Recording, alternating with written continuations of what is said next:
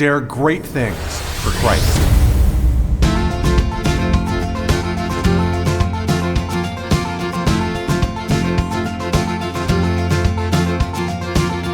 Christ calls us to dare great things. In the marketplace, as well as in the mission field, there has never been a time like the present for the spirit of the Catholic entrepreneur. Now is the time for men and women of great courage and great vision to engage our church and our culture. Now is the time to dare great things. And here is your host as we dare great things, Father Nathan Cromley, the president and founder of the St. John Institute. Leaders want success. In fact, our people count on us to provide success.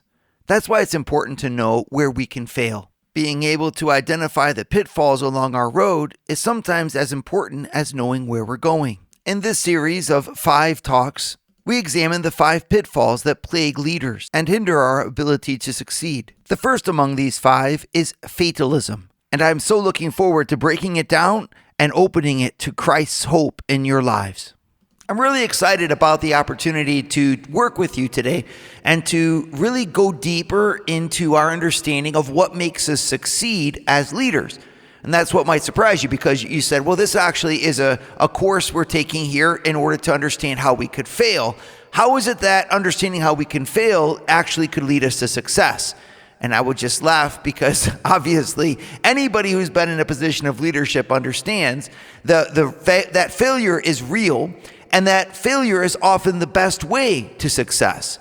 In other words, we can sometimes fail our way into success by discovering as we go along the way not to do things, right? And yet we might not have the luxury of being able to do that. In some of our positions, failure is not an option. Well, in both cases, either if you're the entrepreneur bumping your way along the road to your destination, or if you are the polished business professional who knows that failure's not even in your vocabulary, both of you need to understand the common pitfalls that can lead to failure.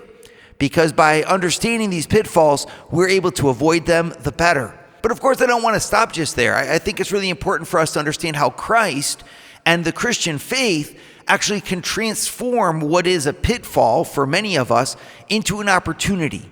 In other words, that Jesus meets us precisely where we fail as leaders in order to bring us an even greater victory than anything that we could achieve just based on our own natural merits. So let's get into this, right? So if we attack any act of leadership, be it a big, huge, overarching theme of the influence our life will bear on the world before we die, or be it in a really closely knit theme like how am I going to organize my children on our vacation, right? Whether it's a big picture identity or a very small act, the same structure follows. And it's a structure that comes, obviously, from all action that we do. And I really owe a lot of my credit to understanding this to St. Thomas Aquinas, because he lays this structure out beautifully in his Summa Theologica. And at its heart, he lays out the elements that's involved in any authentic human action. And since we know that all authentic human actions are at the heart of what it means to really lead from the front, especially to lead in the image of Christ, well, then we understand that if we can hone those elements in and we can optimize them to their best potential, well, we'll be able to actually maximize the impact that our leadership makes upon the world. We will be great leaders to the degree that we own our actions. Well, what exactly are those elements of the action? Well, the very first element of the actions for St. Thomas Aquinas is that, in fact, a leader has to own the vision.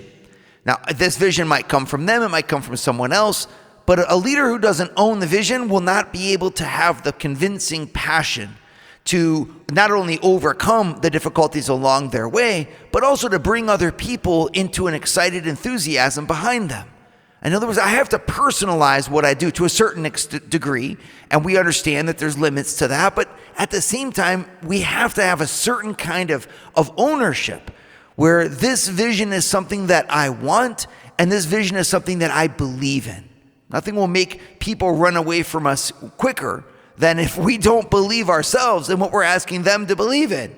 right? Immediately trust will fall, and immediately we'll be unable to really engage the people around us. So, but how do I do that? How do I either become the origin of vision, especially if you're an entrepreneur or a visionary kind of leader? In that case, you actually come up with solutions to problems, even if there seem to be no solutions at hand. And it's a really wonderful blessing to be the idea guy, right? So a lot of people call that person, right? So this is somebody who's just full of solutions. And what a blessing, but also what a curse, as we know, because it's sometimes really hard to be around people who have a lot of ideas because it means constant change. And any process that we have, we know there's a moment where you just have to decide and execute on a vision without changing. But in the original thought of what we are to accomplish, it's really helpful to have idea guys. It's helpful to have folks who see outside the box. And then on the other hand, you have people, when you're working for someone who's already got the ideas, that too requires an understanding from the inside of what that original thinker actually had inside their mind and how you can help contribute to a new or at least a visionary way of implementing their thought. So obviously this is a part of leadership that a lot of people struggle with because they say, I'm not a visionary. I don't have ideas. And I guess what I'd like to say is you might not have ideas, but you have to have some kind of ownership, meaning that you have to be able to ascribe to the ideas of another in a way that's personal. Otherwise, you're not going to lead. And when you're responsible for the outcome of the actions of others, or you're responsible for the outcome of what's happening, like in your home, for example, well, leadership is not an option. You simply have to lead. Failure to lead would be the ultimate demise of your responsibility. So anytime you sense a responsibility, realize that being at the origin of the action and understanding the roots and the root motivation for what you're doing is essential. It's essential whether you're making it up yourself or it's just as essential if it's somebody else that you're executing for. And Aquinas understood that. And so he has this beautiful phase in every human action that he refers to as a kind of first love. A first love that blossoms into what's called the moral intention. Right? In other words, it's this kind of preliminary action before I make any kind of choices, orienting me towards a destiny. And if I can have that orientation of myself saying, I am going in this general direction, I want to accomplish this, well, then I'm able to make choices clearly in the light of that intention about how to achieve it in the given set of circumstances, and then to be able to rest and enjoy the end goal that I'm trying to achieve. But everything hinges upon, do you want to get somewhere? You know, it's like that old saying, the quickest way to get lost is to not know where you're going. And so many people get lost on the road to life because they've never allowed themselves that incredible ownership that comes from having a dream. Now, without waxing poetic about dreams and making it some sort of romantic thing, it means, do you really accept to have responsibility for where your life is going? Do you accept to be the one who owns your activity? That ownership is a profound stage in any authentic human action. It's what makes an adult an adult. And you'll find a lot of adults who aren't adults. And you'll know an adult from a non-adult by their sense of responsibility. This is where I'm going, and I've chosen my life because I want to get to this destination. I want to be a successful grandfather. I want to be married for 55 years with my spouse. I want to have children who are upright and make it to heaven, right? That's from the family life. Well, why would we say that that's the only spot where you really own your life? Why not incorporate also my business vision into that? I'd like to make a company that thrives. I want to see a company's culture where my employees are better off for having known me. I want to see a place where we can harmonize all the different elements of our society into one beautiful, harmonious family, and where divisions are actually healed over. Why? Because I'm the owner of this company. I want to see God glorified by incredible products and services that we get to render in order to make our world and our community better.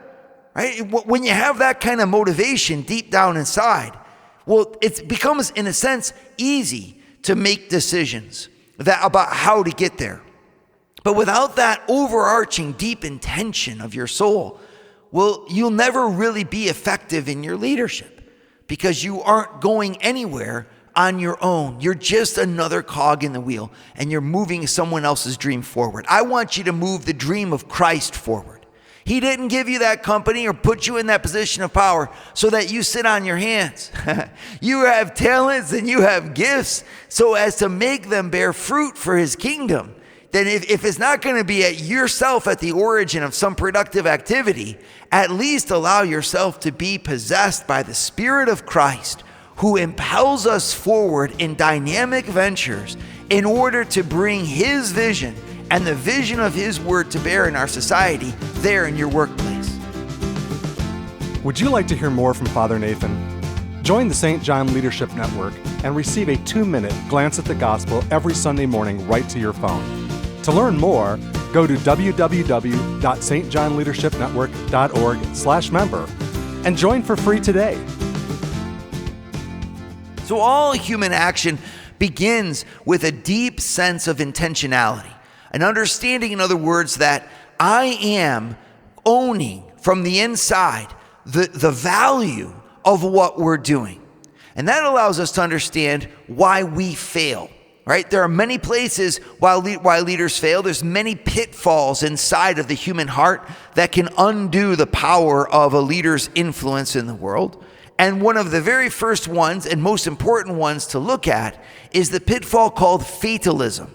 Right? So if you look at the etymology of the word fatalism, it comes from the Latin word fatum, right? Or fata, which is the plural for fatum, which is literally coming also from the Greek, a dictate of the gods, right? So the understanding of the Greeks was that there are certain things in your life that you simply cannot avoid. They are your fate. They are the decree of the divinity about your life, and fate is inescapable. The power of the gods over the top of you is stronger than the spirit that's within you, and you have to only follow out the inexorable decree of some God figures in your life. And this idea is contrary to Christianity and contrary to the understanding of the Christian understanding of God's will.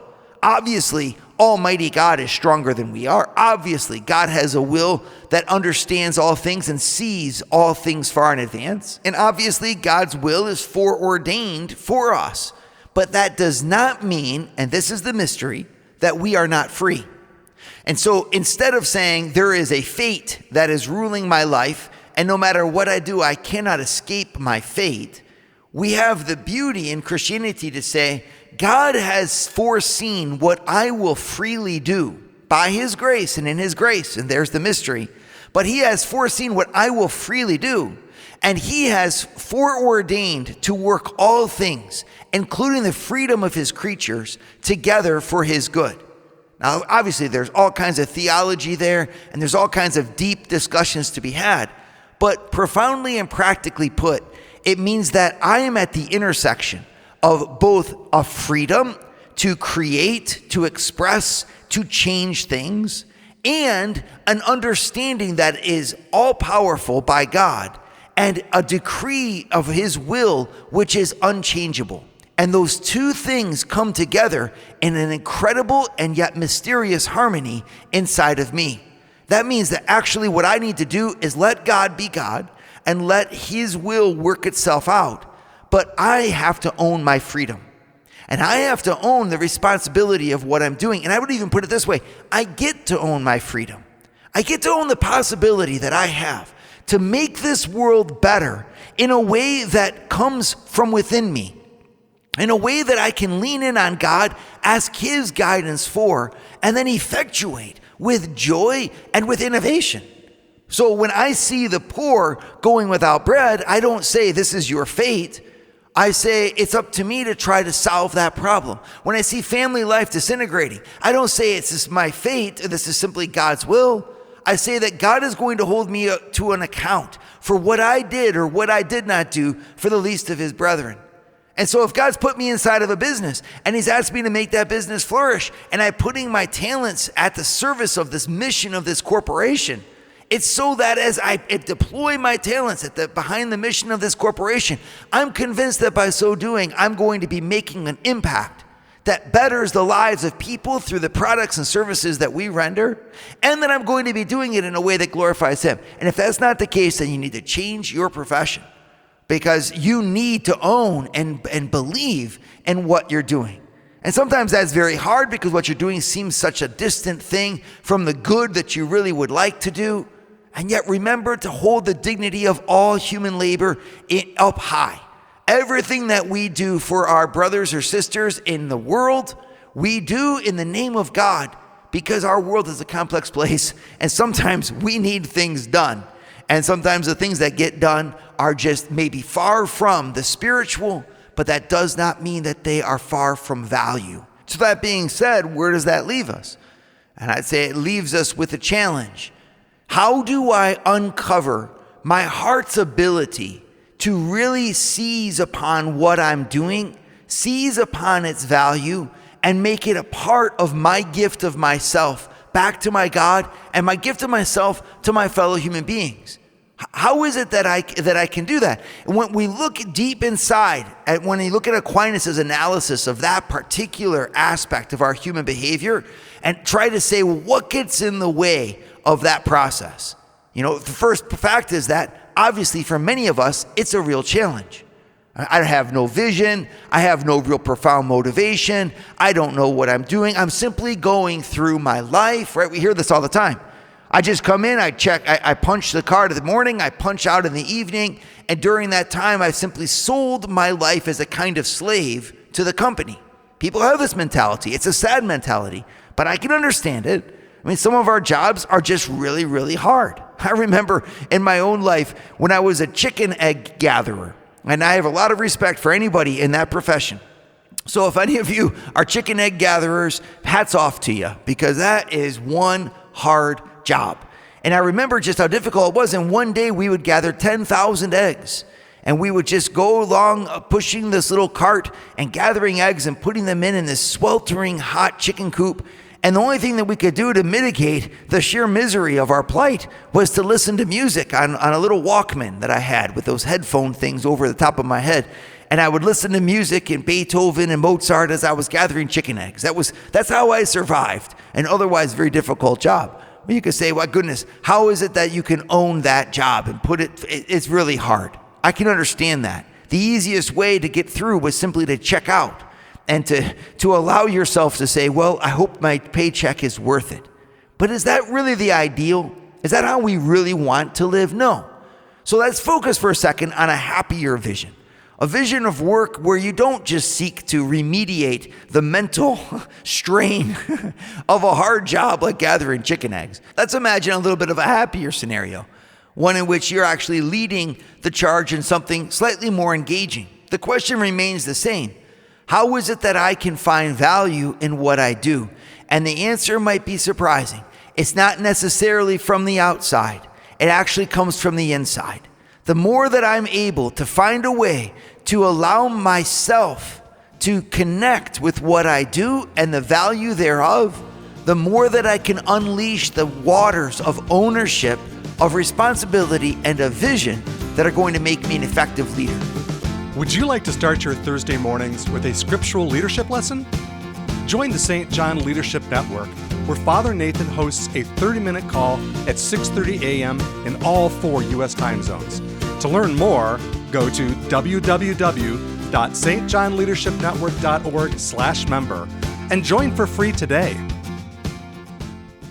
So leadership begins where the human action begins, right? Where my own activity is deeply rooted in my identity. And when you look through the stages of that, the very first moment where that happens is what Aquinas calls the formation of the moral intention. In other words, my ability to say, this is what I'm going to orient myself towards achieving, right? And so for a worker, even though it's not precisely a moral intention itself, but there's an analogy in inspiration where I go from all of my work to knowing suddenly this is what I want to achieve. And in both of those different, frameworks, there's an element where I am involved.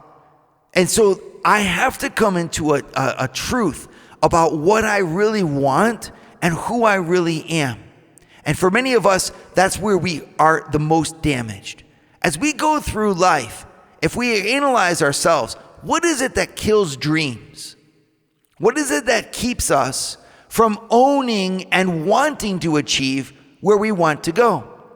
If we really look at it, I think that many of us suffer from either rejection or abuse in some forms, in some sad cases, or a preference that's been given to others, which deflates our ego, deflates our sense of self, deflates even our ability to really esteem our talents. I mean, if you came from an environment where you were always put down and where you weren't given the capacities necessarily to achieve your own dreams and visions, or where your own desires weren't always upheld or encouraged as being something that was innately good, it's going to be really hard for you to come to a preference where you say, this is where I want my life to go.